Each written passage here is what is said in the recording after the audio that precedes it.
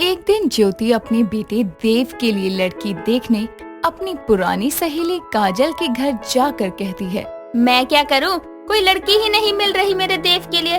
तू ही बता दे कोई अच्छी सी लड़की नजर में हो तो। अरे एक तो तुम इतने दिनों बाद मेरे घर आई हो और आई हो तो मुझसे मिलना जुलना करो। पहले अपने लड़के के लिए लड़की ढूंढ रही है, पहले मुझसे तो मिल ले। क्या करूं मैं भी अपने लड़के के लिए लड़की देखते देखते मैं परेशान हो गई हूँ। मैं तेरी दोस्त हूँ, तू मेरी बेटी से तो मिल ही चुकी है।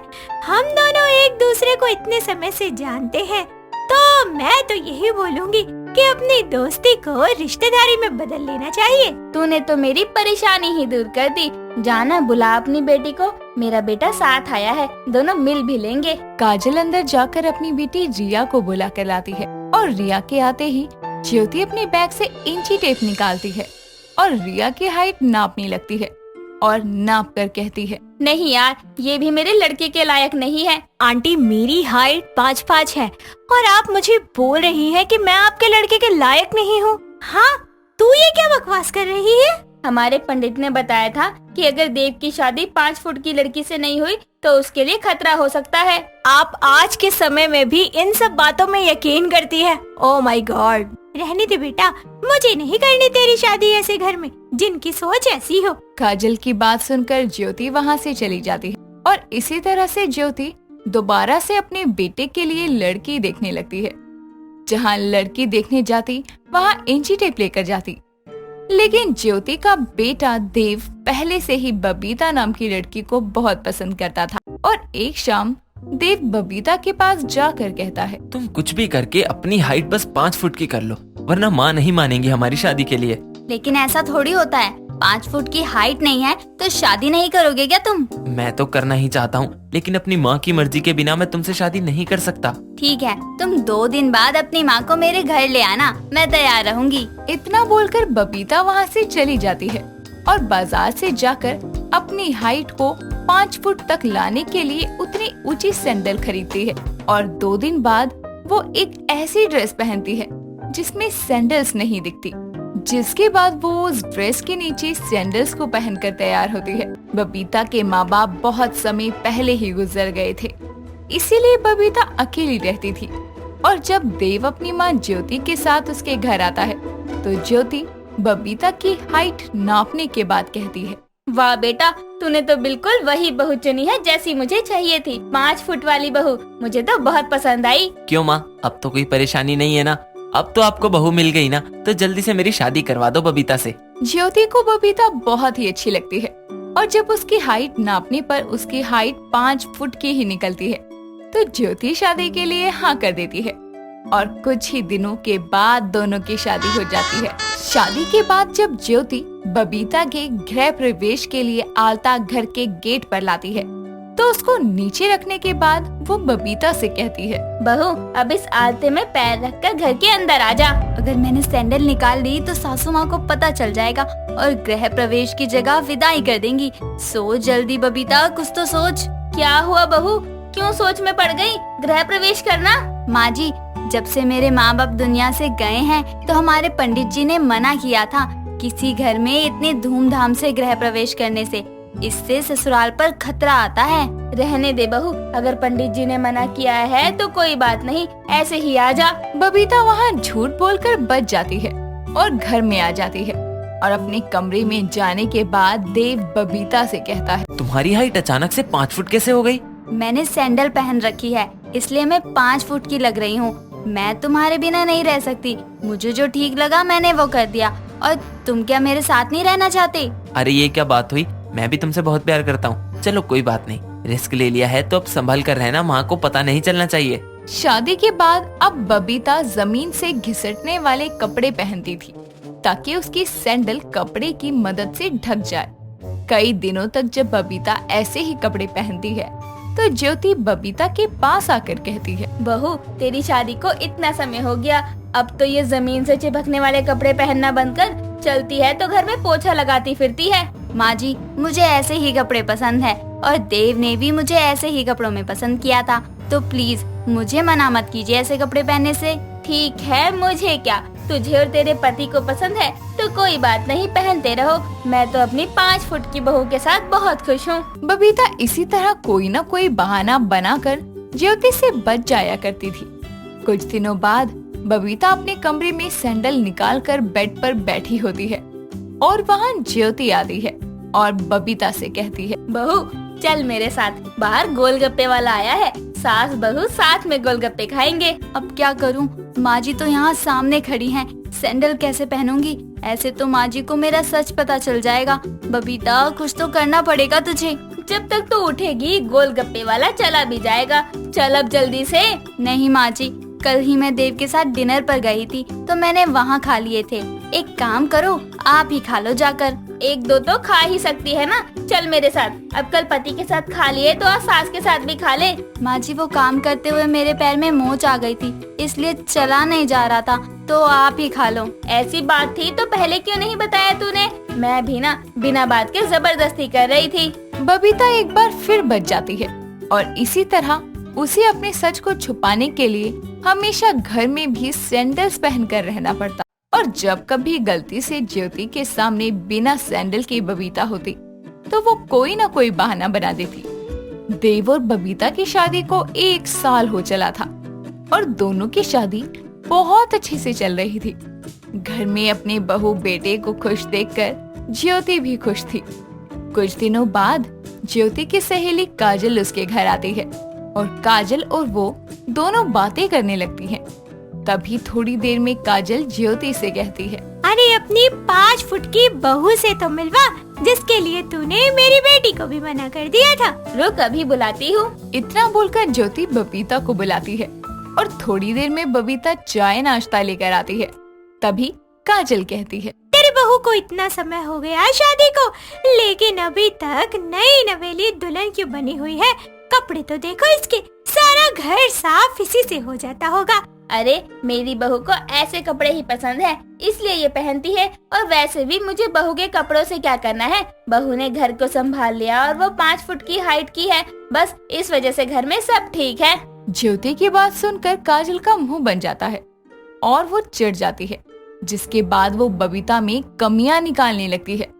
थोड़ी देर में बबीता अपने कमरे की ओर जा ही रही थी कि तभी काजल बबीता के कपड़े पर पैर रख देती है और बबीता गिर जाती है। गिरने के बाद ज्योति और काजल को उसकी सैंडल दिख जाती है, जिस पर काजल कहती है, अरे तेरी 5 फुट की बहू तो 5 की है ही नहीं।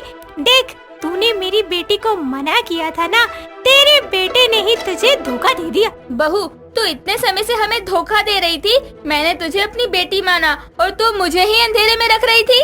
इतने में देव वहाँ आता है और ज्योति और काजल को बबीता को ऐसे सुनाता देखकर बोलता है, माँ ये बात मुझे पहले से ही पता थी और आपने अपने अंधविश्वास के चलते रट लगा रखी थी कि मेरी शादी 5 फुट की लड़की से ही करवाओगी, इसीलिए हमें ये करना पड़ा।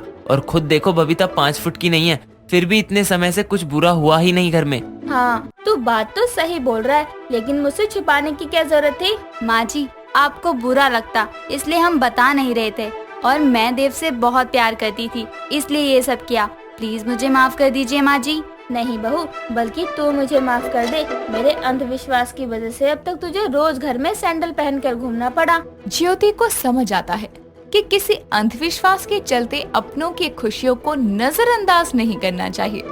और वहीं काजल तीनों को ऐसे खुश देखकर वहाँ से मुंह बनाती हुई चली जाती है, जिसके बाद अब बबीता बिना सैंडल पहने, बिना जमीन तक कपड़े घसीटते हुए पहने खुशियों भरी जिंदगी बिताती है। राजा और संजय बचपन से ही एक दूसरे के बहुत अच्छे दोस्त थे।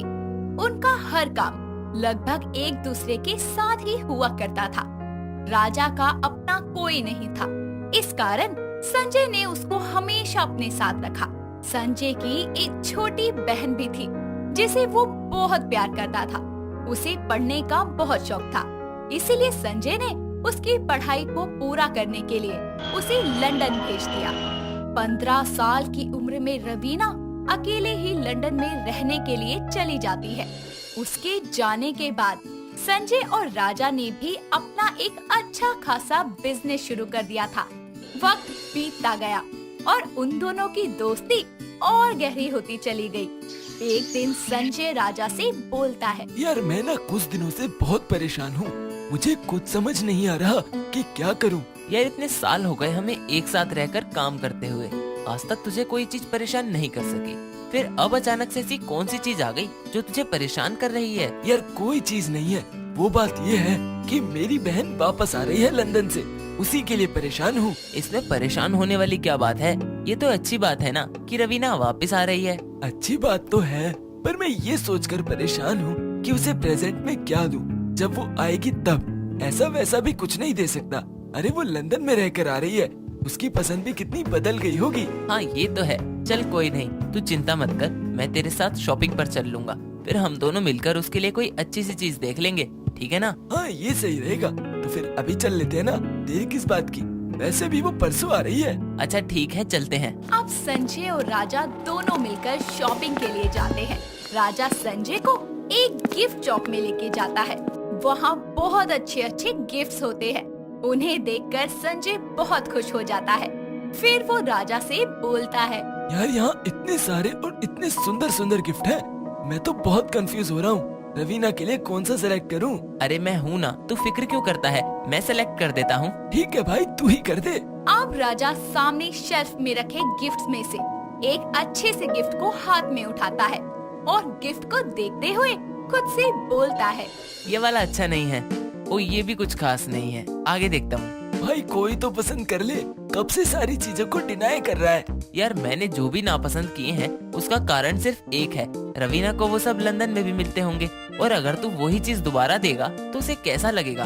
भले ही वो तेरा गिफ्ट एक्सेप्ट कर ले, पर उसके चेहरे पर वो खुशी नहीं होगी। तू समझ रहा है ना मेरी बात को? हाँ भाई समझ रहा हूँ। ठीक है, जो तुझे सही लगे वही खरीदेंगे हम। ठीक है, बस थोड़ा सा टाइम और लगेगा। इसके बाद राजा फिर से गिफ्ट देखने लगता है। देखते ही देखते उसकी नजर एक ऐसी चीज पर जाती है जिसे देखकर वो एकदम से उसे हाथ में उठा लेता है और संजय को दिखाते हुए बोलता है, ये देख, ये रवीना को बहुत पसंद आएगा। ये तो एक घर है। हाँ ये एक घर है, इसीलिए उसे पसंद आएगा, क्योंकि उसे एक घर की कमी बहुत महसूस हुई होगी जब वो लंदन में रही होगी। हाँ यार तू सही कह रहा है। ठीक है, हम इसे ही ले लेते हैं। ठीक है भाई, मैं इसे पैक करवा लेता हूँ। राजा उस घर को पैक करवा लेता है।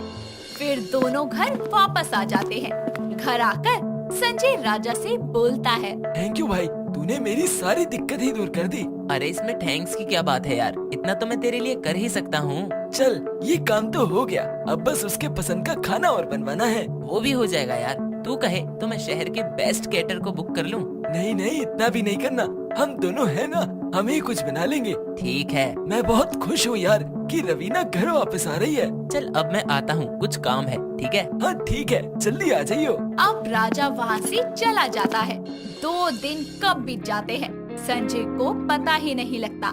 संजय राजा से बोलता है, भाई तू ही चले जाना एयरपोर्ट रवीना को लेने के लिए, मुझे तो बहुत अजीब सा फील हो रहा है। अब इसमें अजीब क्या है, तेरी बहन है वो, उससे मिलने में भी शर्म आ रही है तुझे? बात शर्म की नहीं है, इतने सालों से उसको देखा नहीं है ना, तो बस इसीलिए थोड़ा अजीब सा फील हो रहा है। पता नहीं मैं कैसे रिएक्ट करूँगा उसके सामने। कोई बात नहीं, मैं हूँ ना तेरे साथ, बस तू चल, कुछ नहीं होगा, वो भी तुझे देखकर बहुत खुश हो जाएगी। अच्छा ठीक है, मैं चलता हूँ। जिसके बाद संजय और राजा दोनों एक साथ एयरपोर्ट के लिए निकल जाते हैं। थोड़ी ही देर में वो लोग वहाँ पहुँचते हैं। वहाँ जाकर संजय राजा से बोलता है, यार अब तक तो रवीना को आ जाना चाहिए था, उसकी फ्लाइट तो लैंड भी हो गई है, फिर अभी तक क्यों नहीं आई वो? यार वो अपना सामान ले रही होगी ना, आती ही होगी बस। हाँ शायद तू सही कह रहा है, मुझे थोड़ा सा तो सब्र रखना चाहिए। मैं समझ सकता हूँ तेरी बेबसी को, देख वो आ रही है सामने। हाँ भाई आ तो गई। अब रवीना उन दोनों के पास आ जाती है। रवीना सीधे आकर संजय के गले लग जाती है और उससे बोलती है, कैसे हो भैया आप, कितने टाइम बाद देख रही हूँ आपको। हाँ मेरी बहन, ऐसा लगता है एक पूरा जमाना बीत गया हो तुझे देखे हुए। तू कितनी खूबसूरत हो गई है, पहले तो कैसी फुटबॉल जैसी थी। क्या भैया, आप भी ना, मजाक करने की आदत अभी तक नहीं गई आपकी। अच्छा ठीक है, इसे तू जानती ही है, क्यों है ना? जी भैया, ये राजा है, मैं इन्हें कैसे भूल सकती हूँ, मेरी गैर मौजूदगी में इन्होंने ही तो आपका ख्याल रखा है। अरे ऐसा भी कुछ नहीं है, बल्कि इसने मेरा ख्याल रखा है, मेरी हर चीज को इसने पूरा किया है। इसकी बातों में मत आना रवीना, ये अपनी बातों से लोगों को पूरा घुमा देता है। अरे अब क्या सारी बातें यहीं करता रहेगा? घर नहीं चलेगा क्या?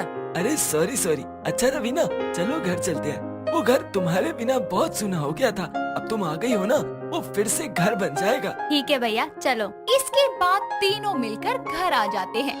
घर आने के बाद रवीना संजय से बोलती है, अरे वाह भैया, आपने तो घर को बहुत अच्छे से डेकोरेट किया हुआ है। अरे मैंने कुछ भी नहीं किया, ये सब राजा की मेहरबानी है। Not bad, I am impressed. Thank you. इतना ही नहीं रवीना, इसने तेरे लिए खाना भी बनवाया है।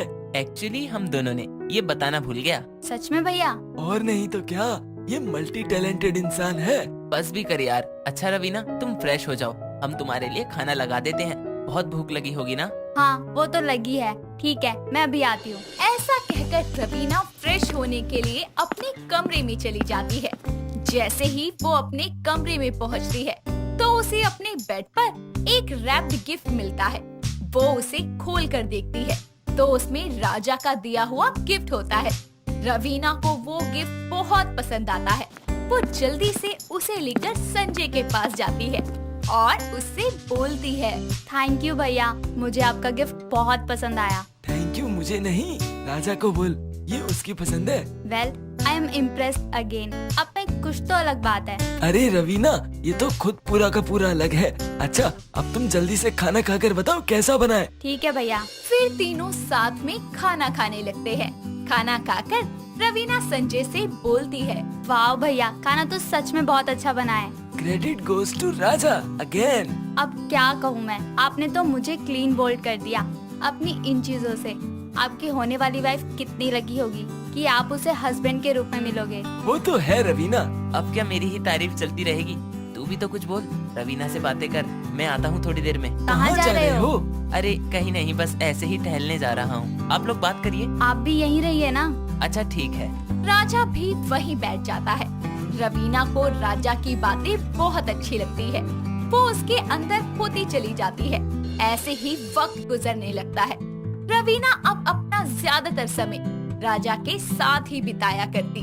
धीरे धीरे उसे ये एहसास होने लगता है कि उसे राजा से प्यार हो गया है। एक दिन वो दोनों घर में अकेले होते हैं तो रवीना राजा से बोलती है, सुनिए, आपको मैं कैसी लगती हूँ? बहुत अच्छी लगती हो। ऐसे नहीं, सच में कैसी लगती हूँ? सच में अच्छी लगती हो यार, इसलिए तो क्या? इसीलिए तो तुमसे प्यार हो गया। इतना सुनकर रवीना राजा के गले लग जाती है और राजा उन दोनों के रिश्ते की बात संजय से करता है। संजय भी उनके रिश्ते को जानकर बहुत खुश होता है। कुछ समय बाद वो उनकी शादी करवा देता है। दोस्तों, अगर आपको ये कहानी पसंद आई तो इसे लाइक करें, शेयर करें और कमेंट करके बताएं कि कहानी में आपको सबसे अच्छा क्या लगा।